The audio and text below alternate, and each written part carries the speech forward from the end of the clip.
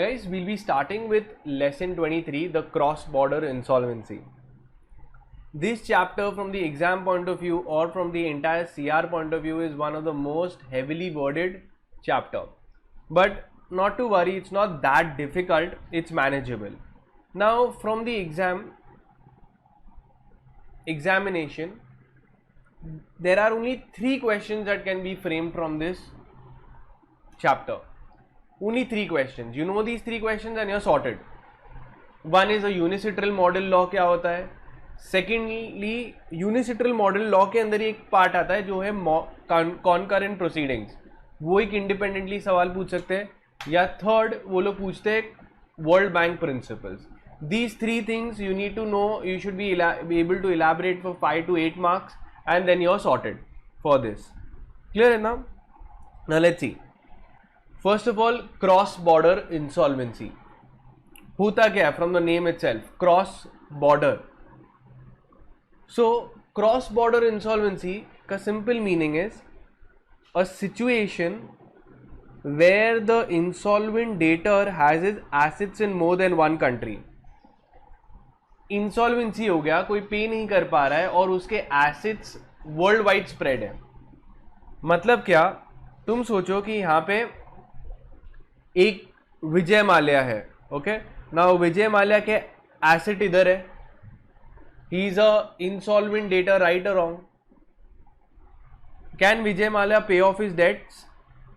Answer is no. So he is a insolvent debtor. Am I right? Yes. So he is a insolvent debtor. अब क्या विजय माल्या के property खाली एक ही country में situated है क्या? खाली इंडिया में ही है उसकी प्रॉपर्टी?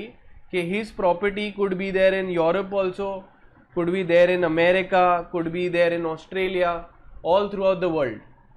अब क्या होता है, इसकी प्रॉपर्टी बहुत जगह पे है और इसने लोन भी जो लिया है वो क्रेडिटर्स के पास में लिया है. तो who is going to have a hard time selling off the property? The creditors will have a serious big problem because क्या होगा, creditors को अभी दूसरी कंट्री में जाके रिकवरी करनी पड़ेगी. विजय माल्या की प्रॉपर्टी पूरी दुनिया में स्प्रेड आउट है, तो तुम खाली इंडिया के कोर्ट में केस करके फायदा सोल्यूशन नहीं मिलेगा. तुम्हें जाना पड़ेगा ऑस्ट्रेलिया, तुम्हें जाना पड़ेगा नॉर्थ अमेरिका, तुम्हें पूरी दुनिया की पूरे घूमना पड़ेगा जिधर भी उसके एसेट है. तो इसका मतलब क्या है? It is a case of cross border insolvency. तो इंसॉल्वेंसी हो गई है और वो जो डेटर है उसके जो एसेट्स है वो एक से ज्यादा कंट्री में पड़े हुए हैं. अब इसकी रिकवरी क्या कैसे करनी है? तुम मुझे बताओ कि एक क्या क्या प्रॉब्लम आ सकता है क्रॉस बॉर्डर इंसॉल्वेंसी में. ठीक है, सबसे पहले प्रॉब्लम आ सकता है कि भाई वो एक दूसरी कंट्री मेरे को रिकग्नाइज नहीं करेगी कि नहीं. सो एक प्रॉब्लम आ जाएगा रिकग्निशन का. Recognition in foreign country. यहां पे जो कंट्री है, I am going to use the word state. Okay, country and state means the same thing. तो आई एम सीइंग कि क्रॉस बॉर्डर इंसॉल्वेंसी में क्या क्या प्रॉब्लम्स आ सकते हैं. क्या वो कंट्री मेरे को रिकग्नाइज करेगी? सोचो एक बंदे का प्रॉपर्टी पाकिस्तान में है, क्या पाकिस्तानी कोर्ट मेरे को हेल्प करेगी? तो प्रॉब्लम आ सकता है. और क्या प्रॉब्लम आ सकता है? दूसरा प्रॉब्लम आ सकता है कि मे भी बहुत सारे क्रेडिटर्स हैं और सबने अपनी अपनी कंट्रीज में केस कर दिया है. तो एक कॉन्करेंट केसेस चल रहे होंगे उस बंदे के ऊपर, मल्टीपल केसेस होंगे. कॉन्करेंट मतलब मल्टीपल प्रोसीडिंग्स चालू होगी उसके ऊपर.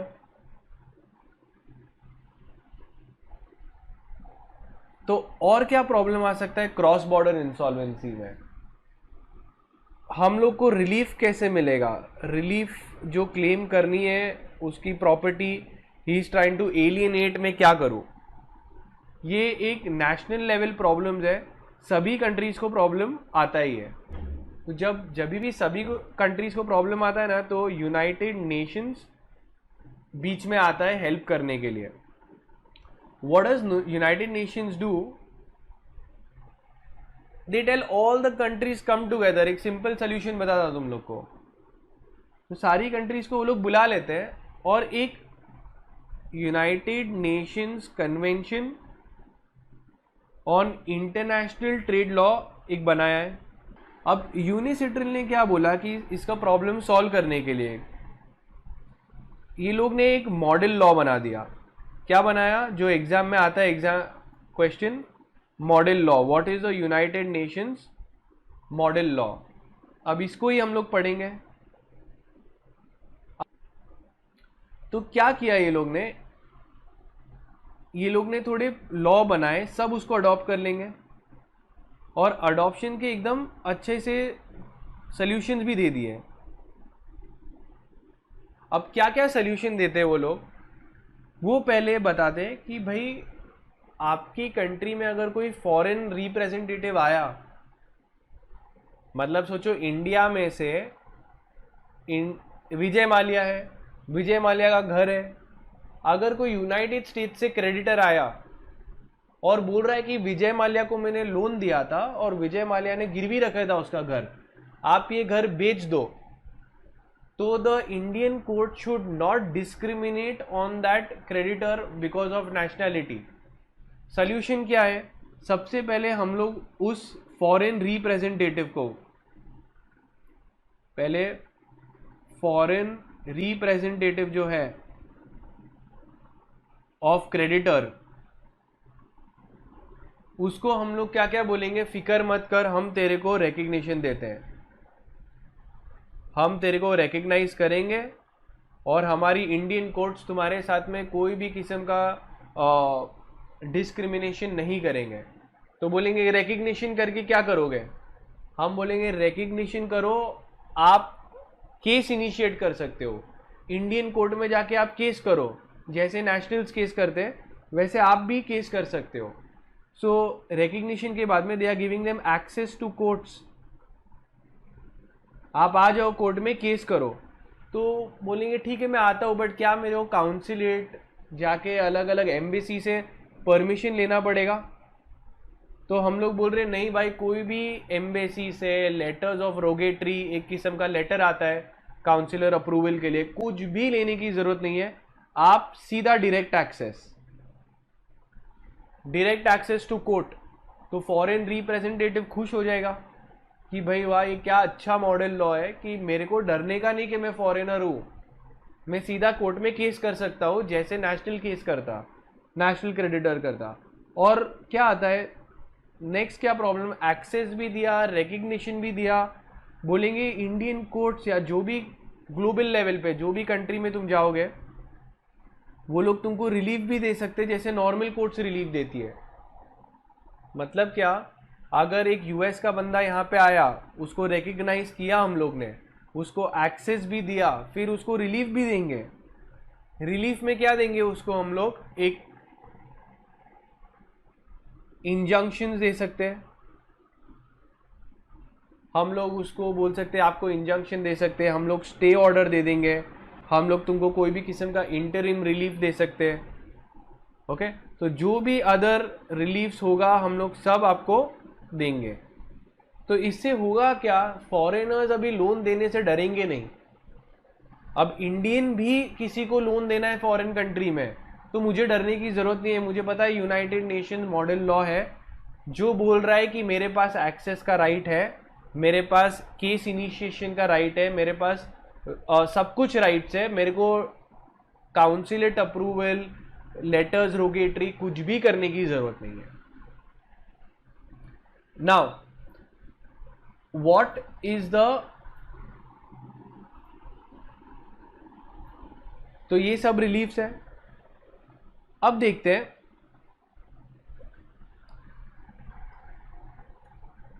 फ्रॉम द मॉड्यूल, ठीक है। तो यूनिसिट्रल मॉडल लॉ क्या है समझ में आया। It is a law made to solve cross border insolvency, the problems raised, ठीक है। Now please be with me and do the markings with me. ये चैप्टर में काफी सब एडिट होगा। So first thing, what do you mean by cross border insolvency? It is nothing but a international insolvency. Creditors को बहुत मेहनत लगने वाली है, पूरी दुनिया में उसका डिस्पर्स्ड है प्रॉपर्टी, तो हर कंट्री में जा जाके मेरे को रिकवरी करनी पड़ेगी. Regulates the treatment of financial distress debtors where such debtors have assets or creditors in more than one country. तो assets भी एक से ज़्यादा कंट्री में होंगे और क्रेडिटर्स भी एक से ज़्यादा कंट्री में होंगे, और वो क्रेडिटर्स ने भी अपने अपने कंट्रीज में केस कर दिया होगा. तो मल्टीपल केसेस उसको सॉल्व कैसे करेंगे, वो इसका आंसर दिया हुआ है. अब बात करें कि जैसे इंटरनेशनल ट्रेड इम्प्रूव हुआ है तो नो डाउट लोन्स भी दिए गए हैं और क्रॉस बॉर्डर इंसॉल्वेंसी भी बहुत ज़्यादा इंक्रीज हुआ है. अब खाली नेशनल लॉज जो रहते हैं they are generally ill equipped to deal with cross border insolvency. तुम्हारे कभी भी लॉ में भी देखोगे तो काफ़ी अभी डालना चालू किया कि यार फॉरेन का कुछ होगा तो क्या रिकवरी होगी, फॉरेन की कोई पार्टी होगी तो. We always restrict our to national boundaries. Now United Nations UNCITRAL है क्या? So it is a subsidiary of United Nations. The United Nation, the UNCITRAL was established in 1966. Then let's see what is the purpose of making this model law. एक ऐसा law बनाया जो सभी countries उसको sign कर सकती है. तो वो लोग सब सबमिट कर रहे हैं, they are all submitting their will to this law कि भाई ठीक है, तो जो भी कंट्री अभी मॉडल लॉ को साइन करती है सो दे आर सेइंग कि हाँ हम लोग ये इसको फॉलो करेंगे. तो इससे क्या होता है, एक सर्टेनिटी आती है, एक किस्म का स्टेबिलिटी आती है, एक बेस्ट प्रैक्टिसेस फॉलो किया जाता है. So what is the purpose of the United nation model law on cross border insolvency which is adopted on 1997? It is designed to assist the states. When I say states, I mean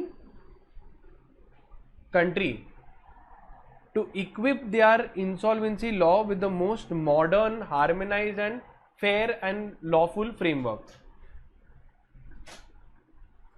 The United Nations model law has been adopted by as many as 44 countries and thereby form a part of the international best practices dealing with cross border insolvency. Now let's see, एक बार तुम purpose पढ़ सकते हो. What is the purpose of model law?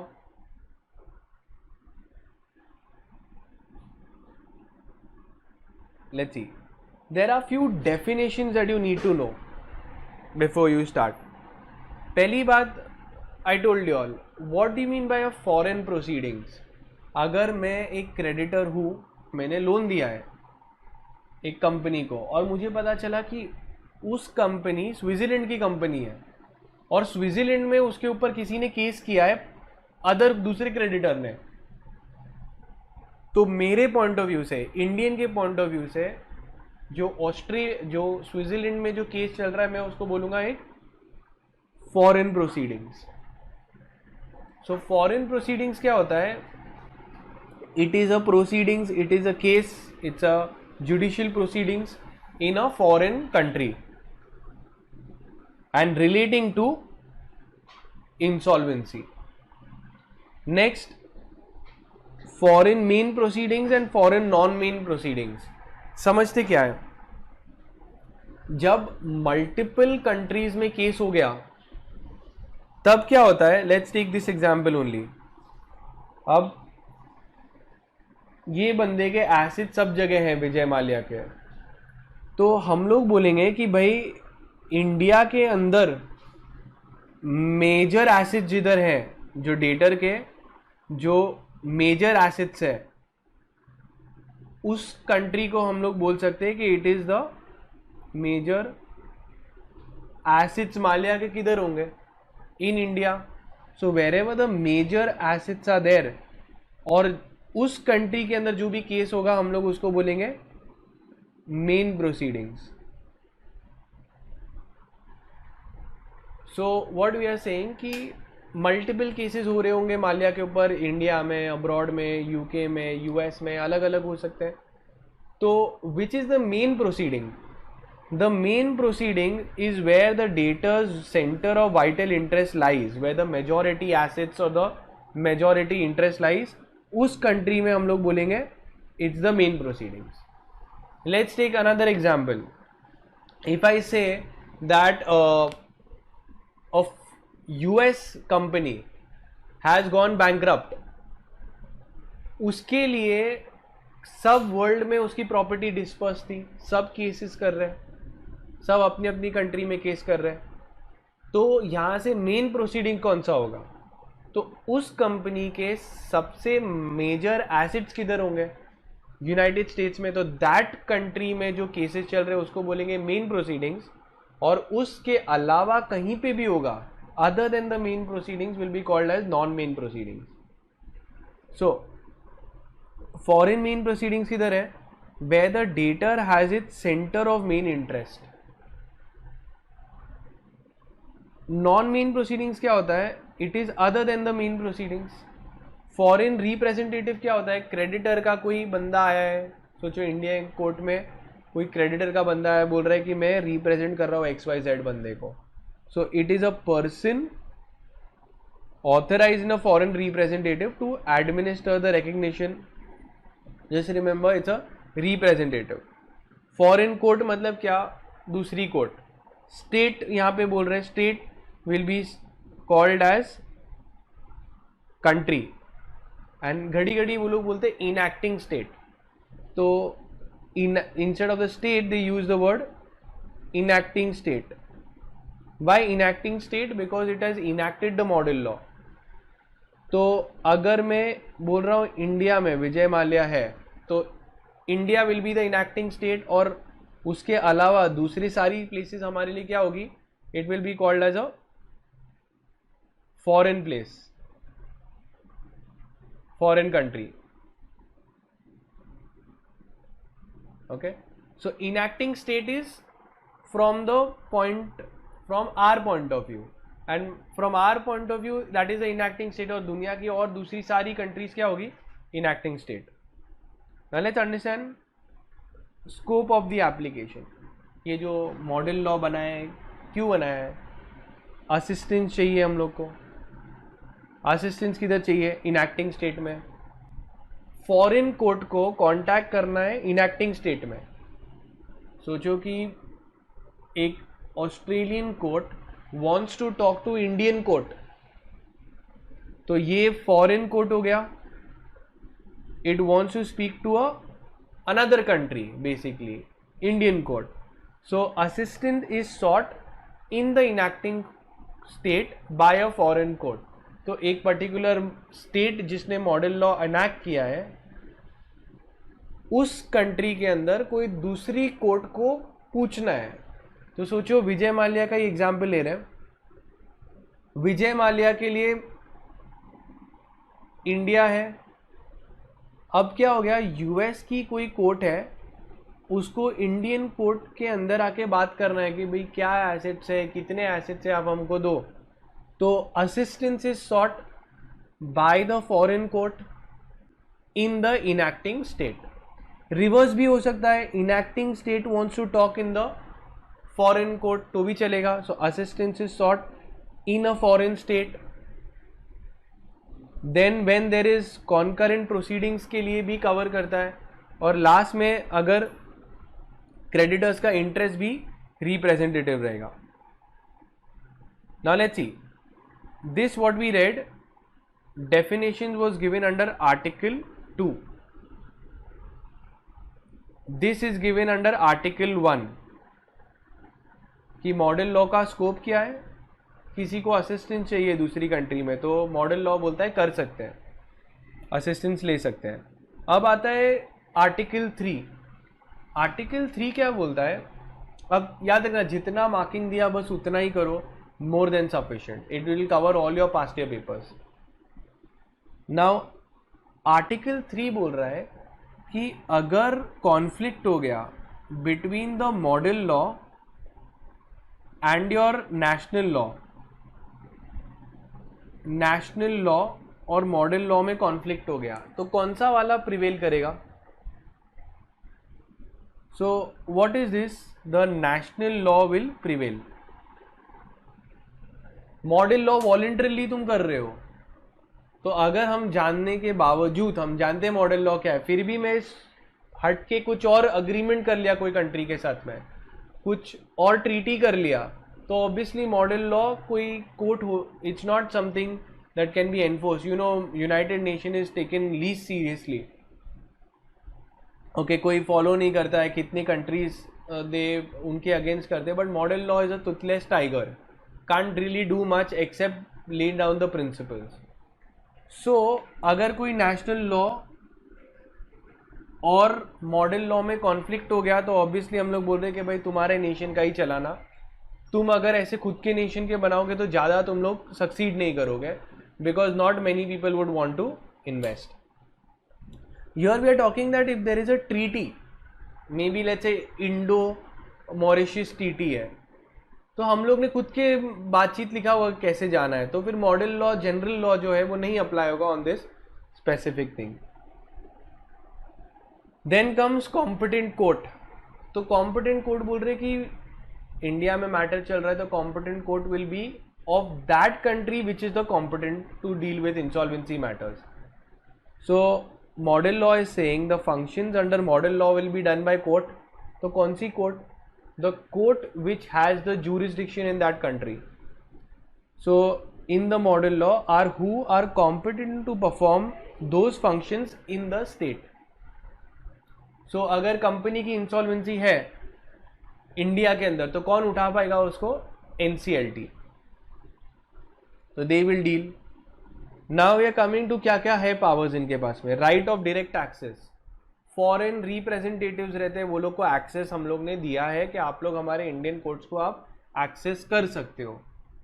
A foreign representative is entitled to directly apply to the courts without any kind of formal, freeing them from any formal requirement, licenses or counselor approvals. They can not only get access but they can also commence a proceedings. वो लोग case file करके matter चालू भी कर सकते foreign representatives. अगर ये सब नहीं होता ना, तो वो लोग का काफ़ी अनसर्टेनिटी होती. यहाँ पे अगर India as a signatory of the model law, so any person giving a loan knows कि भाई अगर कल उठ के डिफॉल्ट हो गया ना, तो मेरे को एक्सेस है इधर, मैं एक्सेस भी कर सकता हूँ, मैं केस भी चला सकता हूँ. ये सब मॉडल लॉ में दिया हुआ है. You are entitled to commence a proceedings. वो बाहर से ही आएगा ना, तो क्रॉस बॉर्डर इंसॉल्वेंसी हो गया. Model law avoids the need on cumbersome and time consuming letter rogatories or other forms of diplomatic and consular communications that would have otherwise need to be used. Letters rogatory मतलब क्या? वही तुमको Indian court में आने के लिए हम लोग, इंडियन कोर्ट ये तुमको परेशान करके नहीं बोलेगी जाओ काउंसिलेट का अप्रूवल ले लो, एम्बेसी का अप्रूवल ले लो. वो सबसे तुम फ्री हो चुके हो, तुम्हें डायरेक्ट एक्सेस मिलेगा, तो अच्छी बात है. They can participate also in any kind of proceedings. तो कोई केस हो रहा है तो they can come and join also. They can not only initiate, they can also be a party to it. Then model law में और क्या लिखा है कि जब भी कोई केस उठेगा, सोचो एक बड़ी company Reliance communication wind up हो रही है, तो हो सकता है उसके इंटरनेशनल क्रेडिटर्स भी हो, तो उनको इंटीमेट तो करना पड़ेगा कि भाई एक केस चलने वाला है यहाँ पे. तो एक क्रॉस बॉर्डर इंसॉल्वेंसी हो गया बिकॉज द क्रेडिटर और the debtors are in spread in more than one country. तो it is the duty of the court, like NCLT will try to communicate and notify to the creditors कि भाई आपका अगर पैसा है तो आप आके केस फाइल कर सकते हो इधर. so you will give you a reasonable time to file the claims. It is a duty of the court to take steps to notify the creditors who are not yet known also. So they will try to make publications in newspapers of that country also.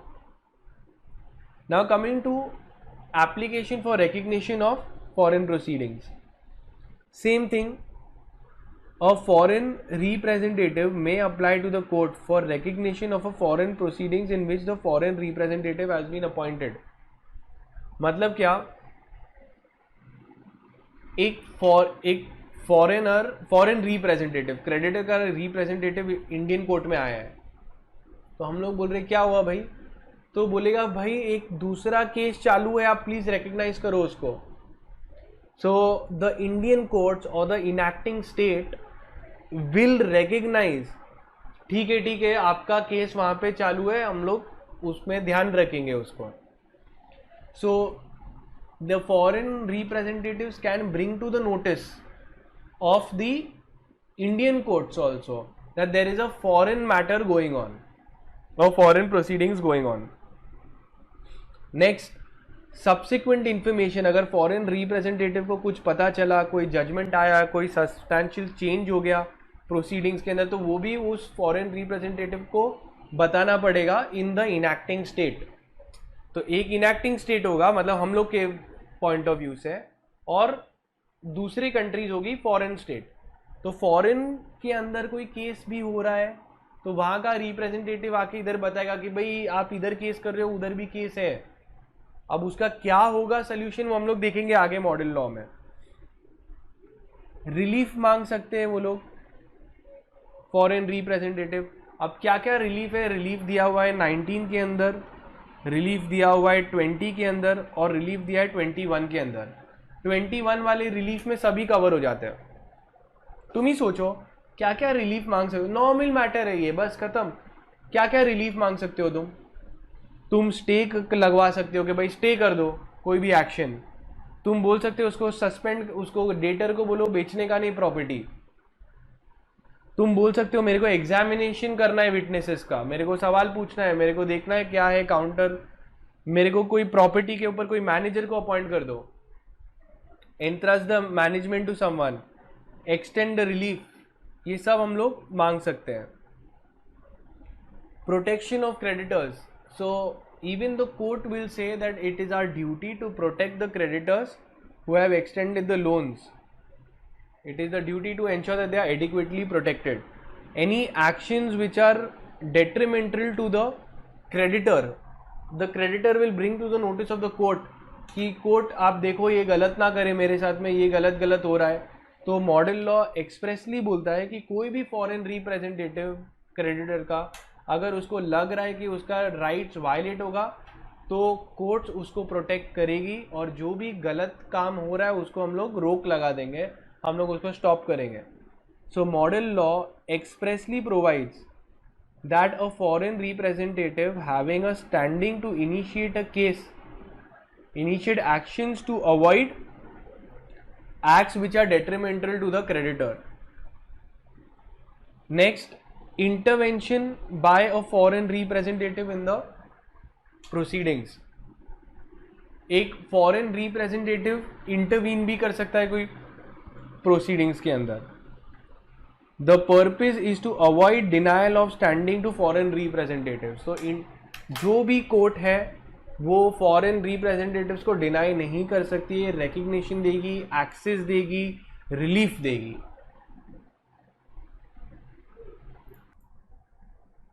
Now in cross border insolvency you tell me, अगर कोई दूसरी country की court हमें help ना करे तो क्या हम सक्सेसफुली इसको इंसॉल्वेंसी की प्रोसीडिंग्स को आगे बढ़ा सकते हैं?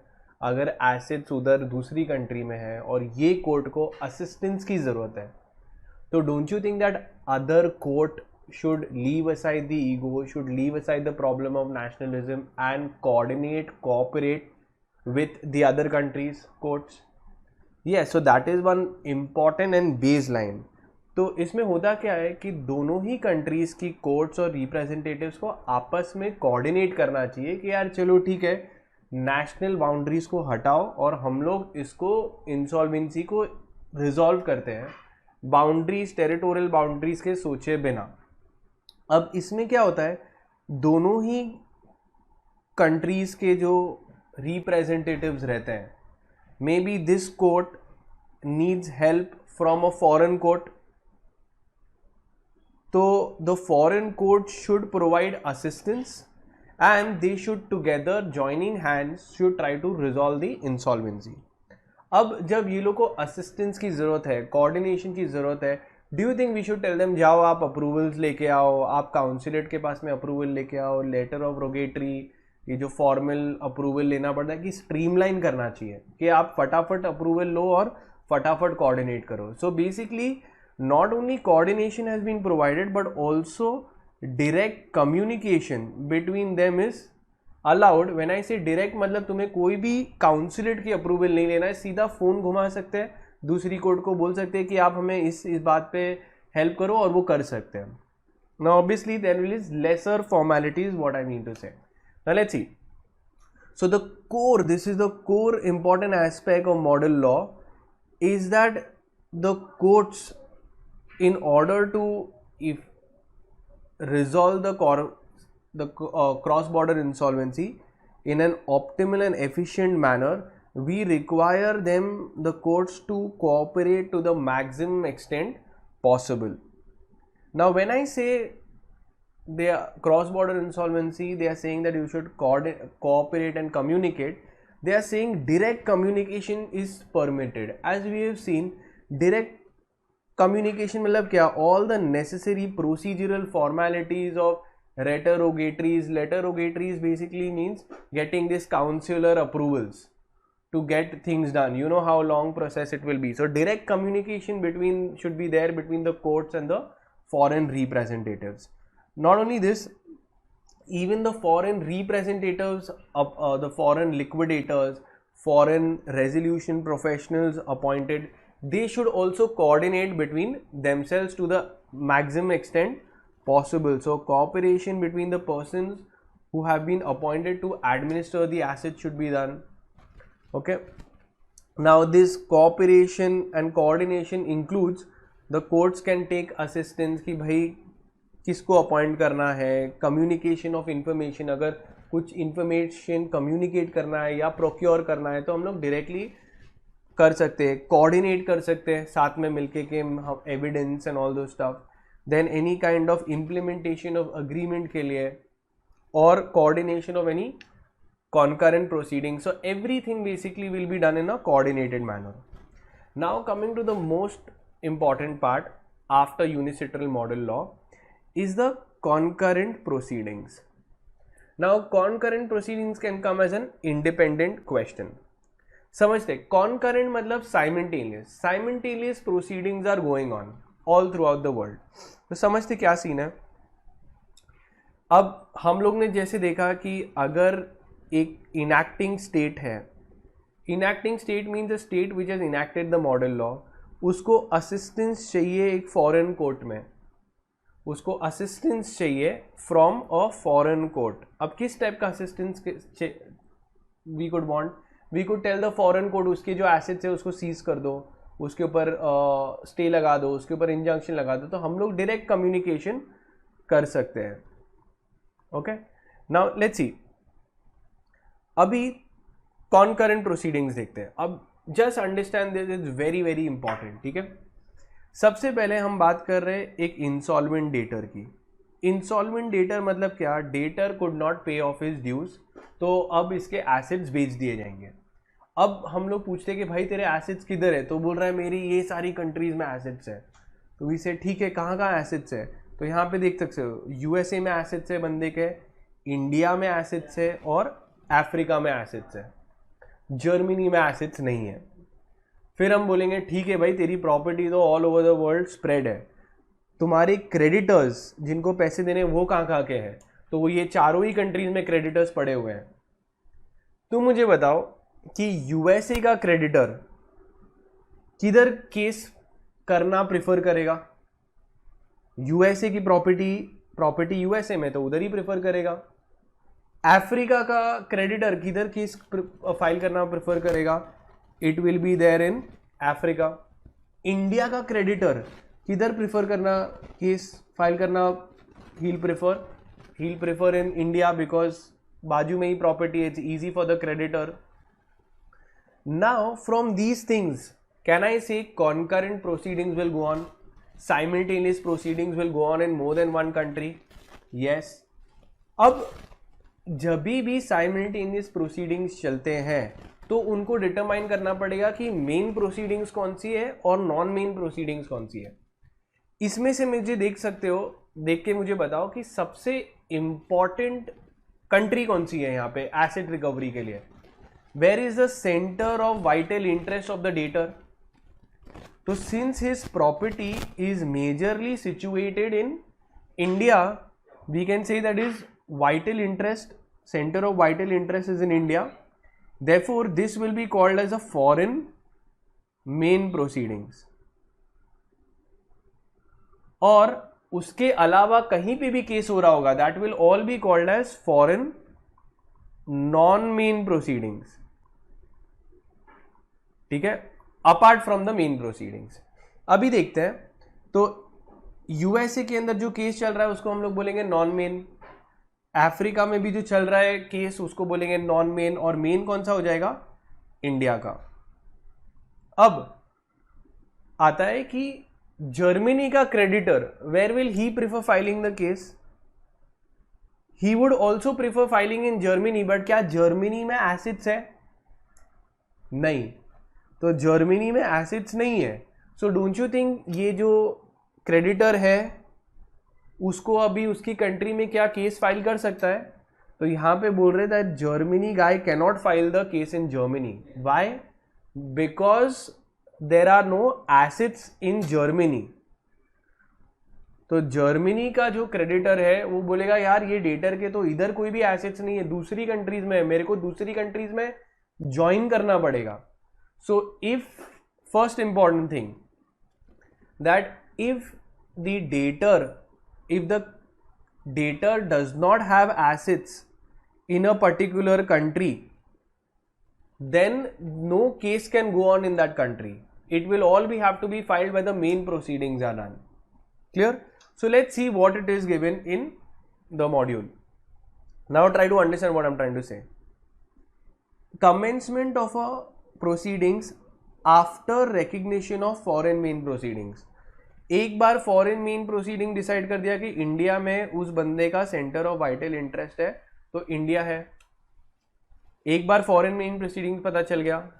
तो यहां पे क्या दिया है, मार्क करो important, that provides that recognition of foreign main proceedings will not prevent commencement of local insolvency proceedings. तो अगर फॉरेन मेन प्रोसीडिंग्स पता चल गया तो क्या दूसरे केसेस फाइल नहीं हो सकते? हो सकते हैं. वो किधर फाइल होंगे, यूएसए और अफ्रीका के अंदर जिधर उसकी प्रॉपर्टी है, but it can not be filed where there is no property.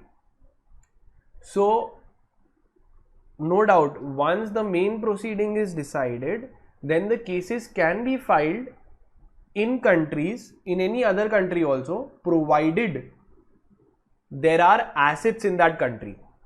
So let's see how they have worded it. As long as the debtor has assets in that state, state means country.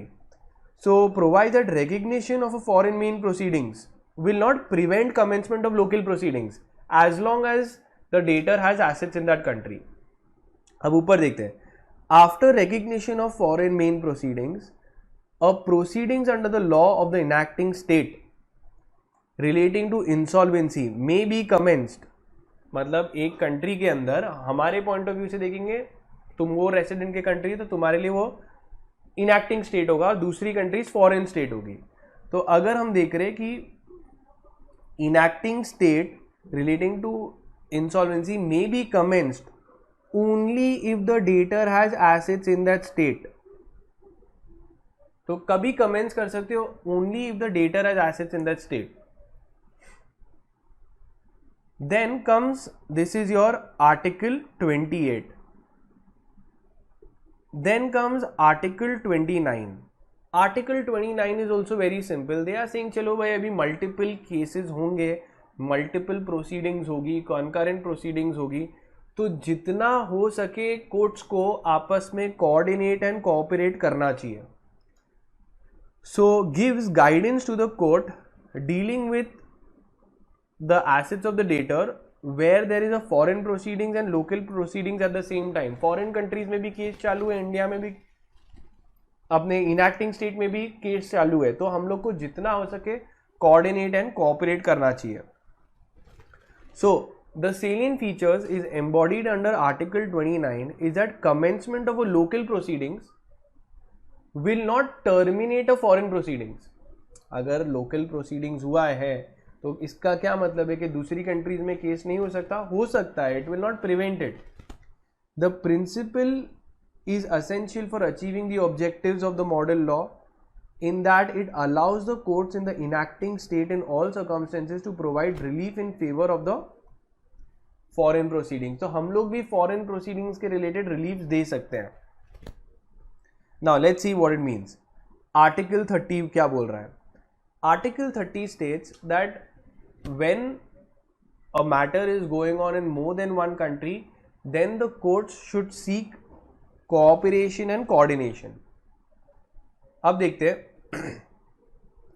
any relief granted must be consistent with the foreign main proceedings. तो अभी तुम देखोगे ये foreign main और non main को bifurcate करके क्या फायदा होगा कि ये foreign main है, ये foreign non main. तो जिधर भी मेन प्रोसीडिंग्स है ना, that will be the most important. उसके judgments can have overriding effect on other countries के courts, and other countries courts will have to listen where the foreign main proceedings are going on.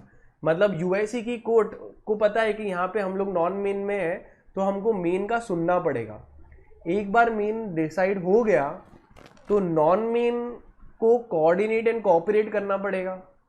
अगर वो कोई भी contrary judgement दे देंगे तो वो wide होगा. तो इसका मतलब अगर कॉन्फ्लिक्ट हुआ, which one will prevail? The decision of the foreign main proceedings will prevail. So any relief granted must be in consistence with the foreign main proceedings.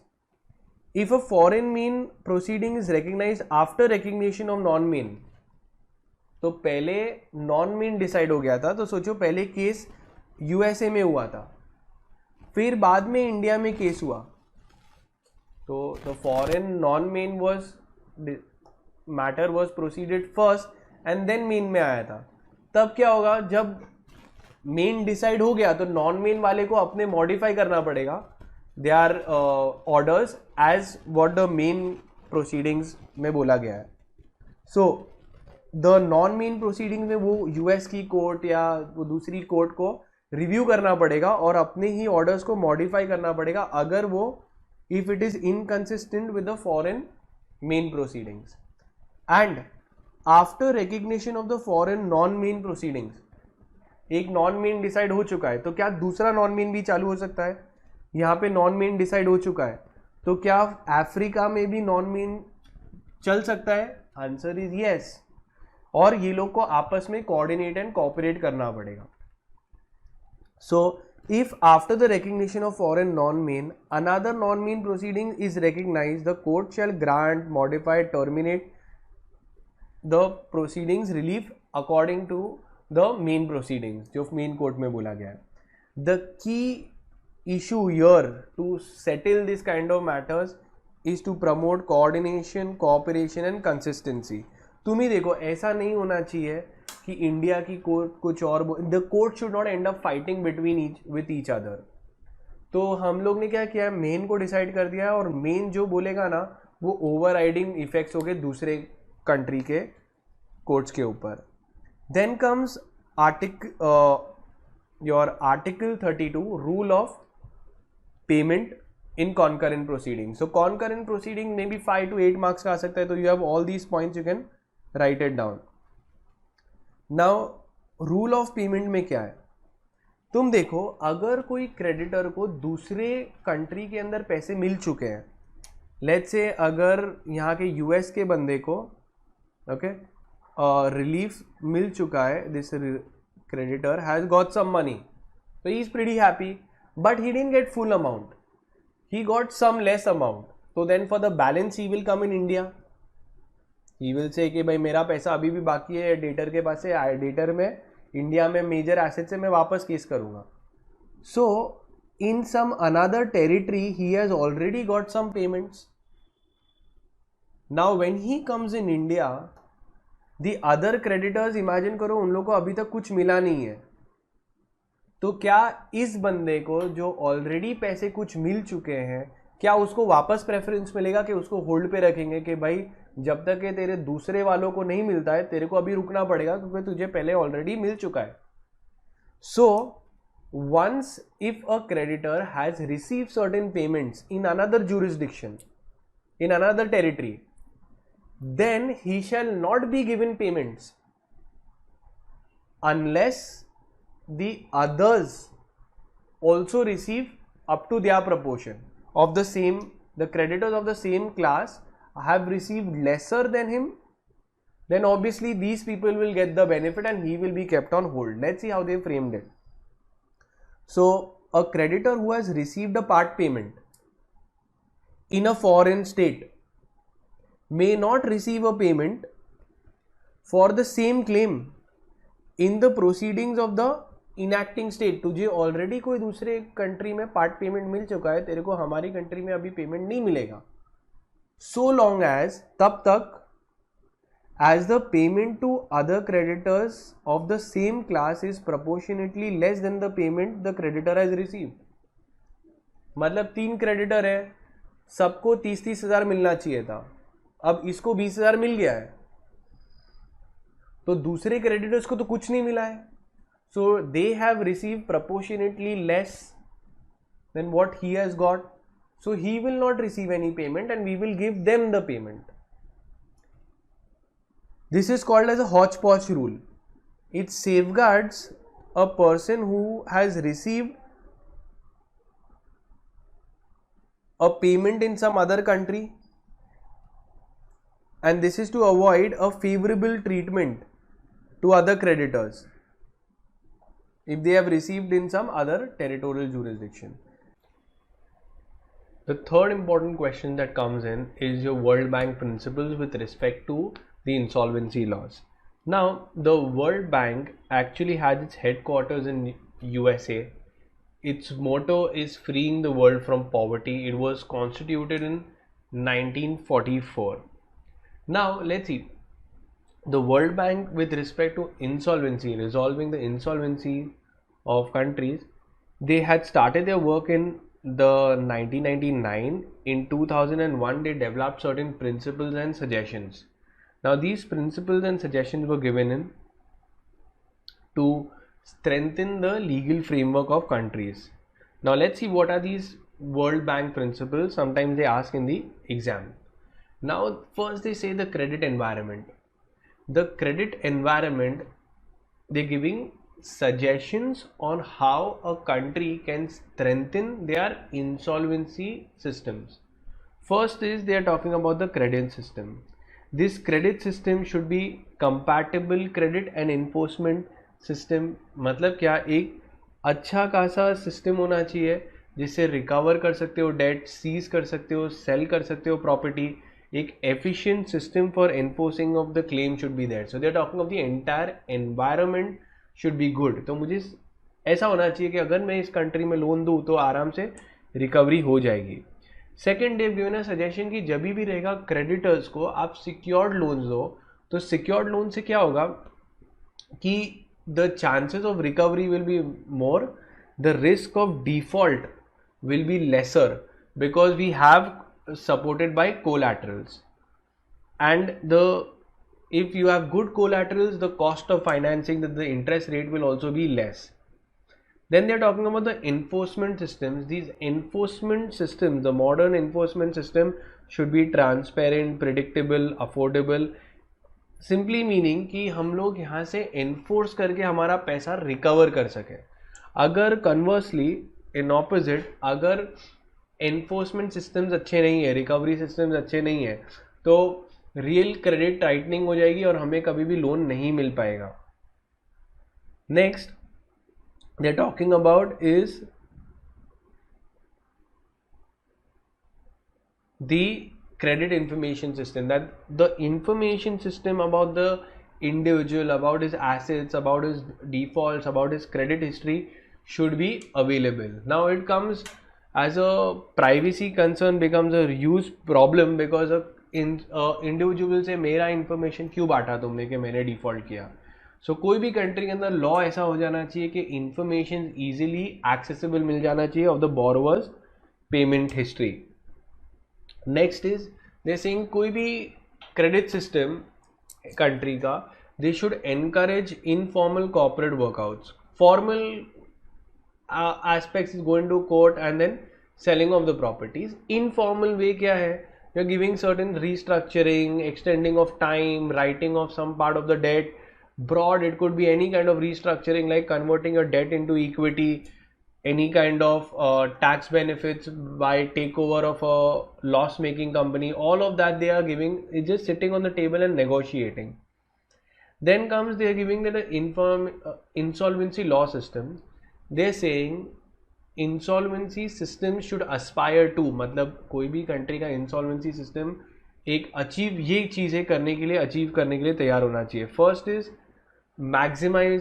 Maximisation of the debtors assets. तो debtors assets के maximum recovery हो, efficient liquidation होना चाहिए. There should be proper balance between liquidation and reorganisation. Domestic and foreign creditors का equal treatment होना चाहिए. There should be timely effect efficient and impartial resolution. जो misuse कर रहे हैं लीगल सिस्टम्स का वो नहीं होना पाना चाहिए. डेटर्स अपने एसेट्स बेच नहीं सकते prematurely. So all of this should be there and a transparent procedure should be there. So any system would obviously try to aspire to be these things. Then they talking implementation के लिए हमें 3 important elements होते हैं. सबसे पहले वो institution जो framework रहता है वो अच्छा होना चाहिए. फिर उसका operational implementation agencies like your courts should be good. And third, ये सब में इंटीग्रिटी होनी चाहिए. इंटीग्रिटी मतलब क्या कि there should be faith in to these systems. Then comes overarching considerations of sound investment climate. Simply saying that ये जो भी इन्वेस्टमेंट्स है वो सब ट्रांसपेरेंट होने चाहिए. उस तो हम लोग प्रॉपरली रिस्क असेस कर सकते हैं. अगर कोई क्लाइंट का इन्फॉर्मेशन मिलेगा तो we know whether how good और bad we can decide the risk profile. Transparency होना चाहिए. गुड कॉर्पोरेट गवर्नेंस होना चाहिए कंपनीज के अंदर. इफ आई सी टाटास को आराम से लोन मिल जाएगा because they work ethically. Without transparency अगर कोई भी कंट्री है उसमें इतना ज़्यादा डेटा इजीली अवेलेबल नहीं है कंट्री, तो फिर बाद में क्रेडिटर्स भी लोन नहीं देंगे और देंगे तो बहुत ही हाई इंटरेस्ट रेट चार्ज करेंगे. Then we are talking about any investor wants predictability of his returns, predictability of outcomes in various cases. So कोई भी कंट्री के अंदर अगर हमें ऑलरेडी पता होता है कि अगर डिफॉल्ट पे इतने टाइम में मुझे पैसे मिल जाएगा, मेरा रिस्क इतना है, तो अच्छी बात है. बट जनरली जो इमर्जिंग मार्केट्स रहते हैं उसमें हमेशा लैक ऑफ प्रिडिक्टेबिलिटी होती है. Then we've seen United States का bankruptcy code which is called as the Bankruptcy Reforms Act 1978. Now उसके अंदर various chapters दिए हुए हैं. Now chapters में chapter 7 talks about liquidation where a liquidator is appointed and tries to sell off the assets. Assets कौन से? Non-exempt assets is the word. Exempt assets को touch नहीं कर सकते तो वो non-exempt assets बोल रहे हैं. Chapter 9 talks about adjustments of debts of a municipality. तो अगर म्यूनिसिपालिटी को पैसा रिकवरी करनी है तो चैप्टर 9 में जाएगा. Chapter 11 talks about reorganisation, reconstruction, various ways of rehabilitating the company. Chapter 12 talks about when there is a insolvency of a farmer और a fisherman. Chapter 13 talks about insolvency of individuals and chapter 15 talks about cross-border insolvency. This is in the Bankruptcy Reforms Act. They are given in these kind of chapters. Now this obviously we've covered in another chapter in detail. Now come into this Insolvency Bankruptcy Code 2016. Very important. I think there is a high chance and even market is important. इसके sections Insolvency Bankruptcy Code के अंदर भी इसके बारे में mention है. That is section 234 and 235 of IBC. अब 234 क्या बोल रहा है सेक्शन? ये सेंट्रल गवर्नमेंट को पावर्स दे रहा है कि अगर आप कोई दूसरी कंट्री के साथ में क्रॉस बॉर्डर इंसॉल्वेंसी करने के लिए आप अगर कोई अग्रीमेंट करना चाहते हो तो आप कर सकते हो. तो बायलैटरल ट्रीटी हो सकती है, मल्टीलैटरल ट्रीटीज हो सकती है. So it empowers the central government to enter into agreements with other countries to resolve situations of cross-border insolvency. Then this is your 234. 235 क्या बोल रहा है? 235 क्या बोल रहा है? that if any time during any insolvency resolution process, any liquidator feels that the assets are abroad in some other country and the liquidator needs assistance of the foreign court, so he will apply to India, that is NCLT, and tell NCLT that you please tell that foreign court to assist us. Then NCLT will, adjudicating body will study it and then make a request to that country outside India in certain cases. Now let's see, the liquidator, if he is of the opinion that the assets of the corporate debtor are situated in a country outside India, he may make an application to the adjudicating authority that evidence related to such assets, and the adjudicating authority will then issue a request to that court of that country which is competent to deal with it. Now insolvency law committee एक बनाई थी on cross border insolvency. ये committee ने certain recommendations दिए थे. अब क्या recommendation दिया था, that draft part Z, okay, it's called that, to be extended to corporate debtors only. अब इसके अंदर क्या बोला है, वो लोग ने रिकमेंडेशन दिए थे कि ये सारी चीज़ें इम्प्लीमेंट होनी चाहिए. सबसे पहले डुप्लिसिटी ऑफ रेजिम्स.